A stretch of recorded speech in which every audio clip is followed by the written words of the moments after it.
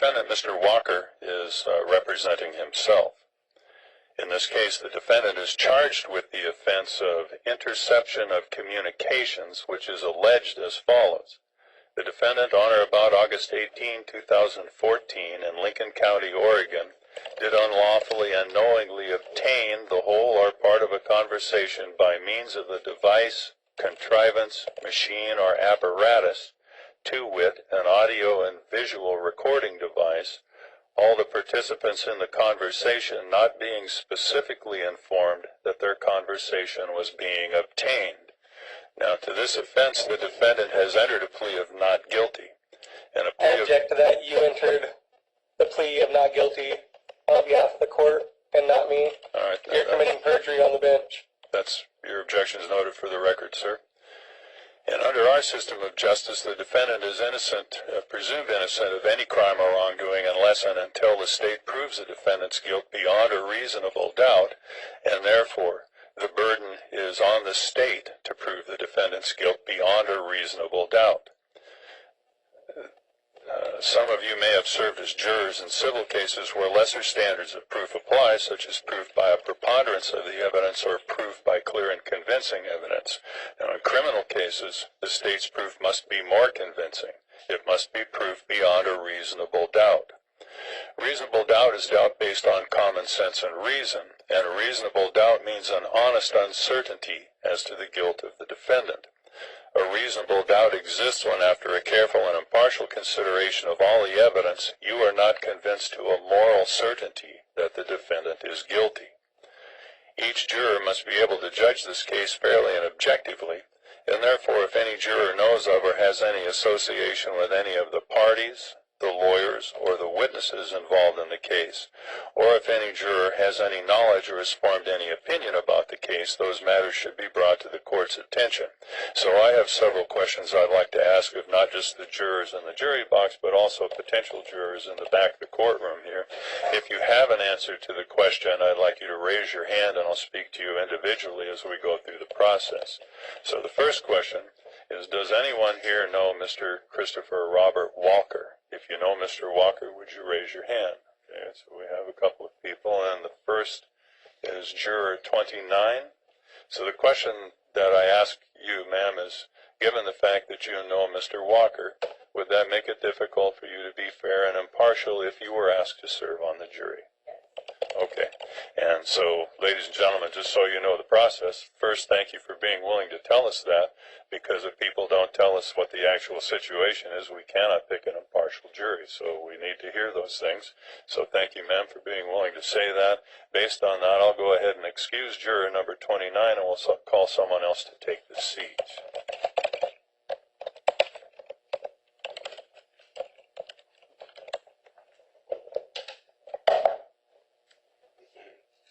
Juror number 87, that's 8-7.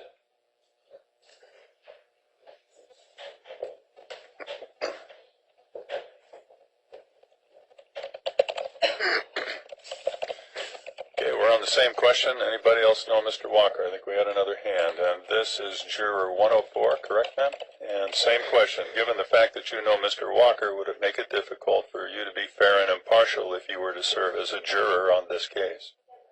All right, for the record, the answer was yes, and so thank you, ma'am, for being willing to tell us that. I'll go ahead and excuse you. You can step down. And Juror number, please. It's 104 is your number, ma'am? And does she need to check in with anybody? Yeah, if you could check out with the jury coordinator rather down the hall, Amy, at the window there.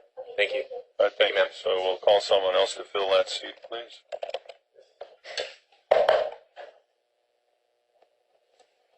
Juror number 21, that's 2-1.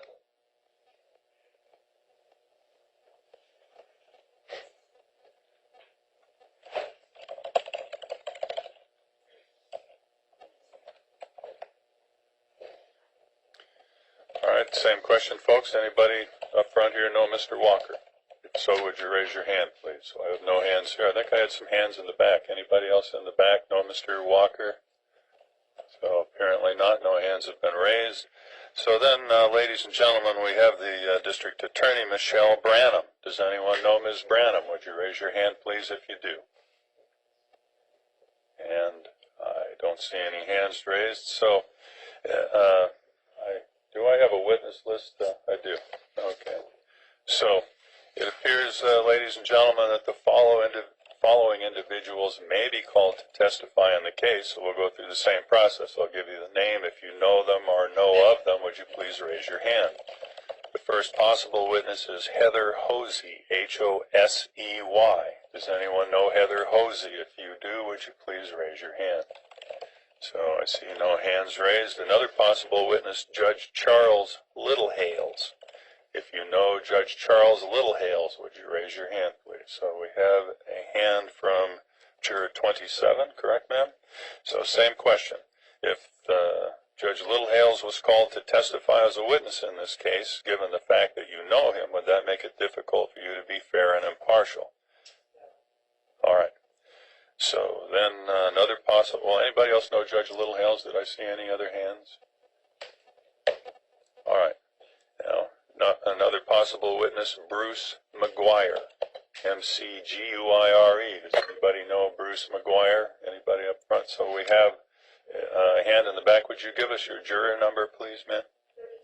So if Bruce McGuire were to testify, as juror number 32, if Bruce McGuire were to testify, if you were a juror, would that make it difficult for you to be fair and impartial, ma'am? Yes. Okay, for the record, the answer was yes. So once again, ma'am, thank you for being willing to tell us that. I'll go ahead and excuse you. We'll ask that you check out, is it the jury coordinator? Yeah, I have an update on that, actually. This will apply for all jurors that would be excused. If you would call back after 5 p.m. or check the website after 5 p.m., this will be November 10th for possible service on November 12th. Actually make that let me verify that because the holiday is the 11th. Let's make that call back after 5 p.m. on November 11th, Tuesday, for possible service Wednesday the 12th. What are your questions on that? Okay, and so that's juror number 32 is excused? Thank you, ma'am. Thank you. And anybody else know Mr. Bruce McGuire? Raise your hand, please, if you do. Judge, sorry, call just now. Oh, I'm sorry. Yeah, we have to fill that seat, don't we? No, we're There's good. no seat. Yep, sorry. So we're good to go? Okay, we are. All right. Anybody else know Mr. Bruce McGuire? All right. No hands have been raised. Another possible witness, folks, is Craig Mitchell, M-I-T-C-H-E-L-L. Does anybody know Mr. Craig Mitchell? Would you raise your hand, please, if you do? All right. We have juror 103. Is that right, sir? Okay. So same question, sir. Given the fact that you might be a juror here, if Mr. Mitchell were to testify, would that make it difficult for you to be fair and impartial? Yes. Okay. Then thank you, sir, for being willing to tell us that. And I'll go ahead and excuse you from service. You need to check in as indicated. And with that, you're free to go today, sir. Thank you. So we'll call someone else to take that seat 4. So that was juror 103. Juror number 95, that's 9-5.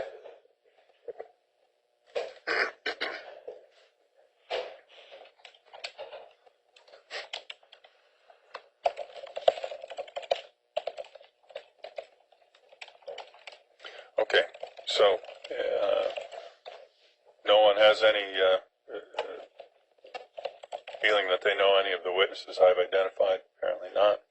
All right, then, ladies and gentlemen, I've given you a description of the charge involved in the case, and the next question is whether there's anything about the nature of the charge as it's been described so far that you think would create a bias in your mind either in favor of or against one side or the other. So anybody have any concern about being a juror where the charge is the charge I described? If you're worried about that, would you raise your hand, please?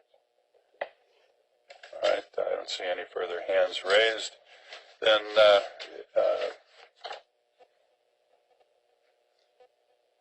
in just a moment, the parties to the case will be able to ask the jurors questions. And the purpose of the questions is not to argue the case to you or to embarrass you, but rather the purpose is to determine your qualifications to serve as a juror in this particular case. I'd ask that you please answer the questions honestly and sincerely, and if you don't understand a question, it's certainly all right for you to ask the person to restate the question for you so that you understand it before you give an answer. Now, Each side will be allowed to excuse a certain number of jurors as we go through the process, and if you are excused, you should not feel your attendance has been without value, because the court needs a large number of potential jurors to make sure that an impartial jury can be selected in each case, and it's the presence of everyone here today that ensures that we can do that, and that's what makes the process fair.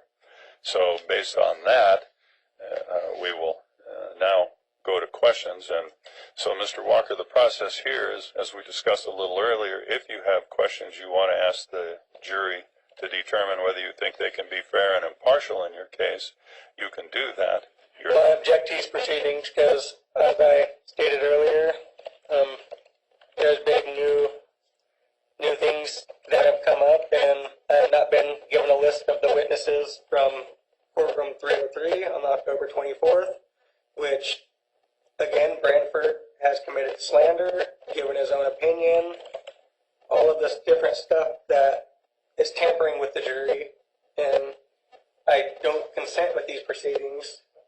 And once again, you have not provided your oath, the prosecution has not provided her oath, and I do not consent to any of these proceedings. You're committing fraud in and out of court. You just committed perjury once again on the bench, and this is an unlawful proceeding, and you're railroading me with your unlawful procedures. And I do not consent to this. I have no questions asked because I am being unlawfully incarcerated, and you guys are committing crimes by forcefully doing all this stuff. So that's all I have to say. Okay, thank you, sir. I'll take that as a statement that you have no questions for any of the potential jurors, and if that's correct, we'll move to the state. So, thank you, Your Honor. Good morning. Thank you for spending the morning and most of the afternoon with us. I do expect we'll finish today. A lot of times we have juries that will go several days, but I do expect that this will be finished today. As you can tell, Mr. Walker has an opinion about what's happening here. And my first question is that your job is going to be to decide the facts of the case based on the evidence that you presented in the witness stand. Does anyone have a problem with making sure that your decision that you are tasked with today comes from the evidence that is provided to you in the witness stand? Is anyone going to be able to have a hard time following that job? I'll start here. Obviously, I have the burden of proof, and I have to prove to you beyond a reasonable doubt that Mr. Walker intercepted communications between two parties that were not aware of it. I provide that information to you on the witness stand. Are you going to require anything additional?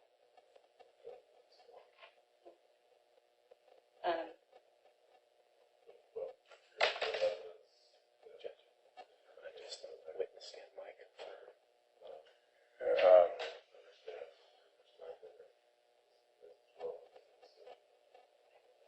The judge will also instruct you that the sympathy is not to play a role in your decision today. Any sort of outside emotion that you might feel regarding these proceedings are to be disregarded. You are allowed to bring your common sense and reason with you, but any kind of sympathy or heartfelt wish to maybe say, the state's proven their case, but you know what, I think maybe we'll just give a pass. Anyone prepared to do that today?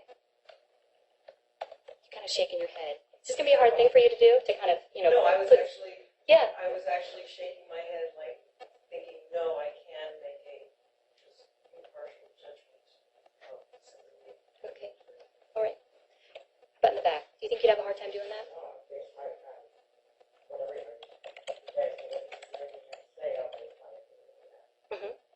Okay. What the judge indicated and what we all want are people who come to the table without any prior information, any prior bias, which is one of the reasons that he talked about. Do you know Mr. Walker? Do you know the state? I would like to know if anyone was here for a proceeding or for jury service on October 24th. Anyone was called to hear any of the cases on October 24th? and since the state asked that question, is there anybody in the back who was here on that date? Can you repeat the date for us, counsel? Can you hear me? I'm sorry. I speak